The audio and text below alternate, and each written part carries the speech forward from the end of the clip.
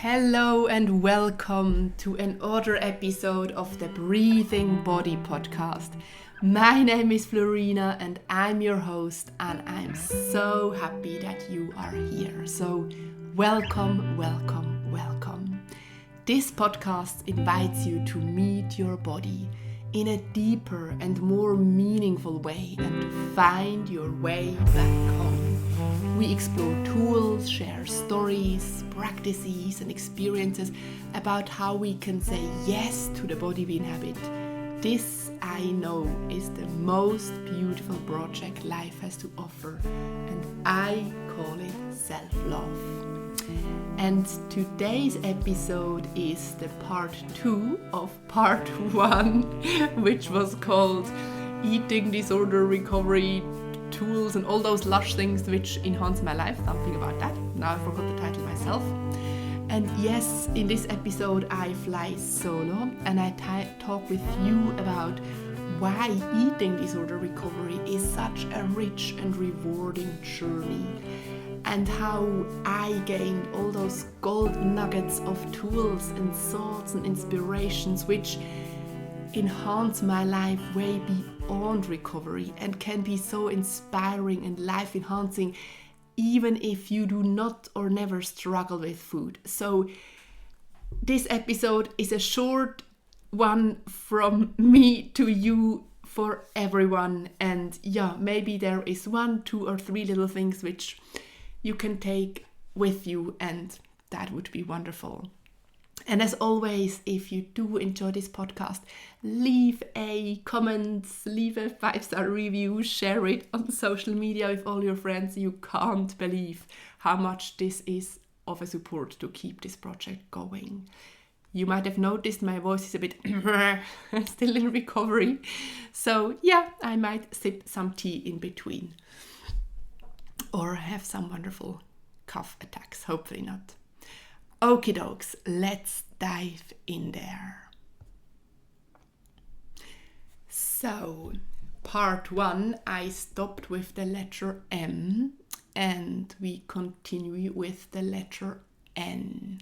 We go from N to Z. And N, the first thing which came was nurturing nature. And today, with nurturing nature, because I've mentioned nature already and just how incredibly supportive it has been to be in nature. And I remember when I was at the one point where I thought, no one can ever help me. How the hell can I ever leave this hell of eating disorder and just be eating again? It was the moment I was probably the thinnest at my life, and my mom took me from my dance education. I had to stop, and she brought me there were many options for therapies and things, and I said, Mom, can we just go to the mountains? Nurturing nature. And the wonderful mom I have, she said yes. We booked a train and we went to the highest mountains in Switzerland, and we went to the Airbnb. I put on my hiking boots, and I went and I walked and walked and walked until there was this huge open wide field with wild orchids just blossoming. It was spring. And I lied into the ground, into the grass, and I cried and cried, and it was so nurturing. And you know why it was so nurturing, or the thing I want to share with you today was that when we go into the nature, especially these wide open fields, it's so much easier to become aware of the space around us. I've put all my attention awareness of my very kind of the positive spot on my bodily structure, and it felt all so tight and thick and fat and dense. And being in the nature made it so much easier to put my attention onto the space around, and it felt my whole body started to soften and yield into that space, and without doing anything, it just felt a little bit lighter and less dense. So N like nurturing nature. O is a funny one. ovaries. The first thing I thought about was ovaries and the wisdom of our ovaries. So let me tell you, did you know that when your mom was an embryo in her mom's womb, this embryo already had all the egg cells, all the eggs, which then one of them created or was part of the creation to become you, which means you have already been in your grandma's womb. And just that simple little fact I find so inspiring and so nurturing and so wonderful. And I don't know why I share this one with you. It's just a nice fact to know, and it's just loving wisdom, loving knowledge. You have existed in your grandma's womb as that pure unfolding of wholeness. So, like ovaries, ovarian wisdom. I don't know exactly how, but this one was and is still supportive for me. P like practice. Practice, if we have a daily practice, is it Tai Chi, yoga, breathing, walking, just something which sings to your heart, but a daily practice can be a daily moment where maybe days are wild and challenging, but for that one moment we just do the practice, which means we are present. I'm in my body.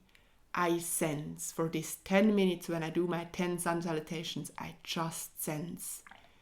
I notice the wholeness. I accept the practice. I accept that I said yes to do this practice day by day. And I experience that as self-love too. Days were wild and I didn't know, but what I did know was I get up and I do my practice. And I guess movement practice is still one of the most life-enhancing things. Q, like quote and question. For the letter Q, I simply read you a quote. So, why do I read you a quote? Because during all those years of eating disorder, obviously I just had one question: how can I ever recover? How can ever my life not be only about food? And you might have any big question at the moment. You would love to know the answer and you just do not know the answer. So Q like quote and question. Be patient toward all that is unsolved in your heart and try to love the questions themselves, like locked rooms and like books that are now written in a very foreign tongue. Do not now seek the answers which cannot be given you because you would not be able to live them. And the point is to live everything. Live the questions now. Perhaps you will then gradually, without noticing, live along some distant day into the answer. Rainer Maria Rilke. Next letter is R. R like roots. Yes.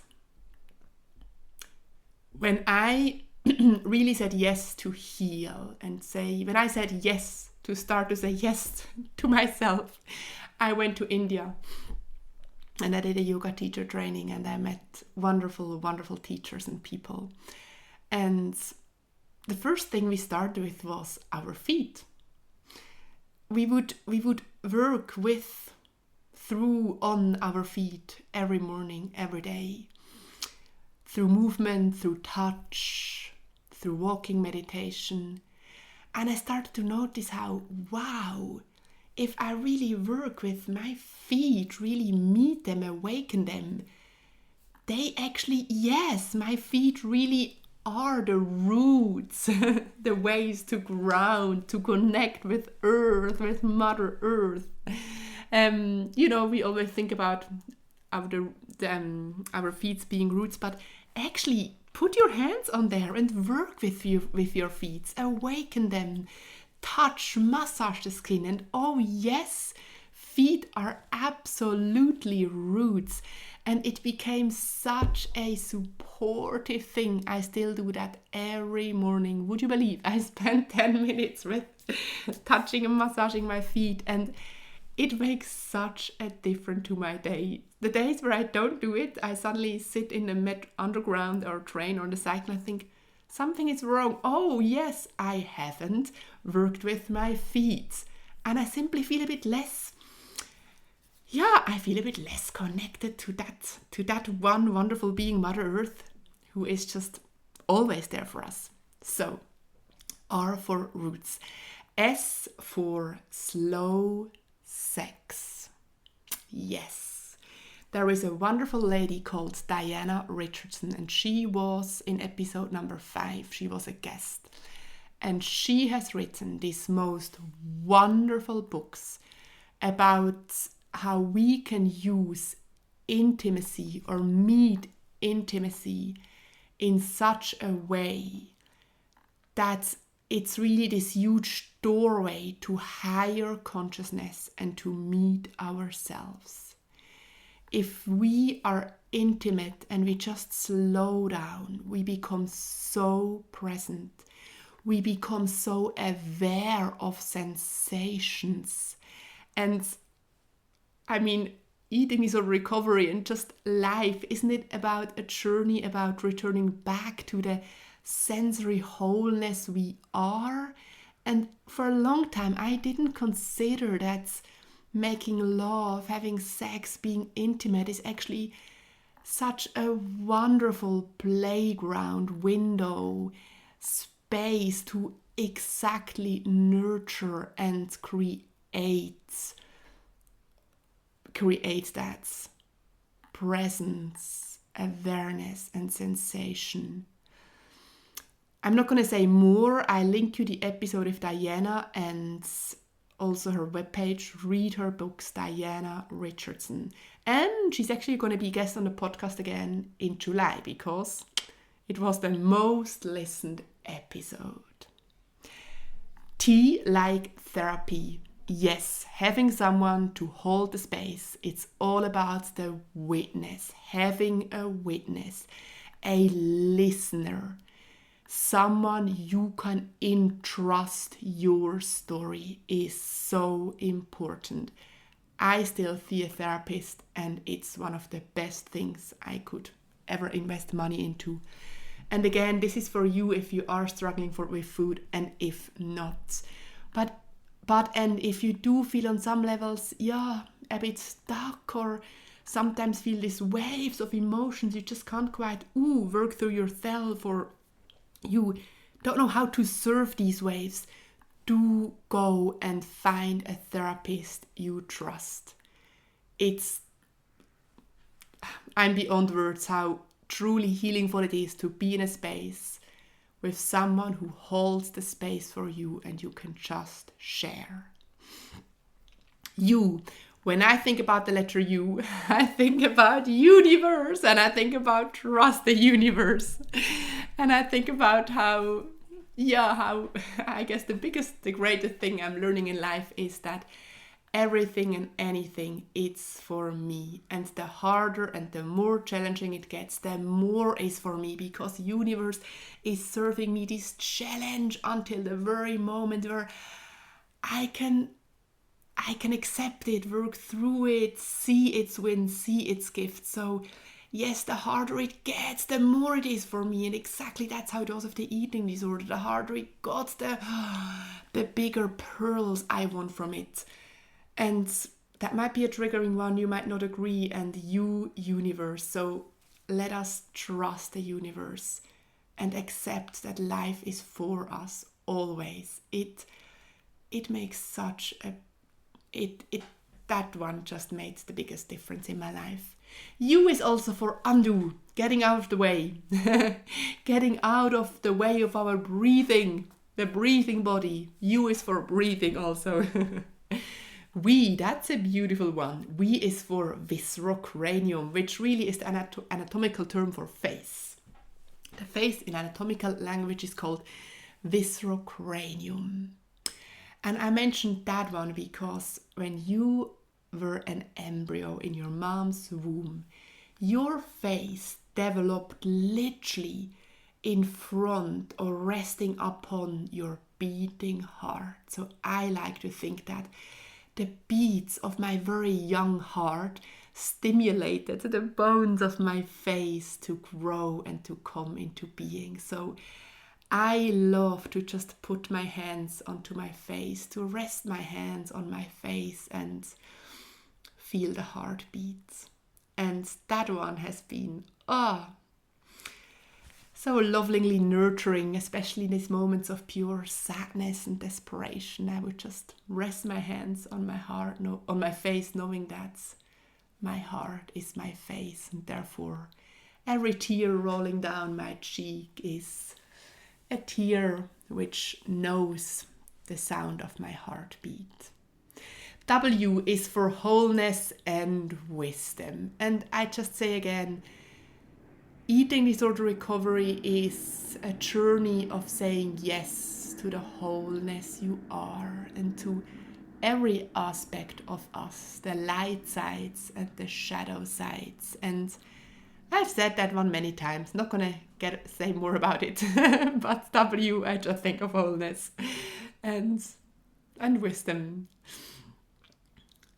X, xiphoid. So your sternum, your breastbone, has this peaky little part at its very bottom. The very bottom part of your sternum, your breastbone, is called the xiphoid process. And xiphoid means shaped like a sword. And I find this very part at the bottom of the breastbone such a powerful, wonderful part of our body to put your hands onto, to tap, to tune into, to dive into, to connect, to feel, because also it is where your diaphragm is, and it is where your solar plexus is. It is where we feel our fears. It is that part which can feel so uncomfortable and pull us back. But it's also the body part, the solar plexus, which stores the greatest power to move forward. And I want to invite you, if you notice, if you feel fear, and if you then try to drop the word fear away, but just sense, if you wouldn't name fear, but just sense the energy of it. What I always notice then is, wow, actually that energy, that sensation and that energy within that sensation, which I call fear, is actually not at all wanting me to freeze or breathe pull me back. No, it's such a whoosh, feed forward energy. So maybe next time you feel afraid, put your hands onto the bottom part of your sternum, your xiphoid process, and see that. I see it like a sword of light, and just feel how actually that energy is again for you. It's feeding you forwards. Why? Like yoga. No more words. I've talked about that a lot. Yoga can be the practice through which we can feel so much spaciousness and lightness from within without starving yourself. And I'll just link you the episode with Gary Carter, with Helen Noakes, the one which is to come with Pete Blackaby. I don't need to talk more about that. There have been much more wise yogis and yoginis on the podcast sharing with us why yoga can be such a life-enhancing thing. And set like zigzag, ups and downs, one step forward and two steps back. And there is this story about the log which goes that when you're in a wild river with big waves and you want to get to the end, to the side of the river, the shore, and if you can't swim, you grab onto a log which is floating there in the river.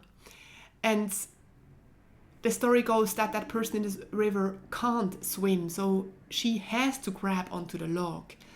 And she will not just bam, be able to let go of the log to get to the shore because she can't swim, but she might first let go with one hand and grab back on again and let go with both and float for a moment and then grab back onto the log again and then let go and swim around the log once and grab back on the log again. So she takes a step forward and 2 steps back and 2 steps forward and 1 step back. And yes, I guess any healing or recovery process has ups and downs. It's like a zigzag, like the letter Z, and do not fight these ups and downs. For a long time I fighted it and I thought it needs to be linear and straightforward. No, because life is not straightforward. So can you allow yourself to hold, to grab back onto the log when you need the support of the log? These were the letters N to Z, just weird and wonderful things with a slightly coldy voice. And yeah, thank you so much for listening, for being here with me. And yeah, I hope you got 1 thing, 2 things out of it. And I wish you a wonderful spring, a wonderful day, and I'm looking forward to hearing from you. Lots of love, Flurina.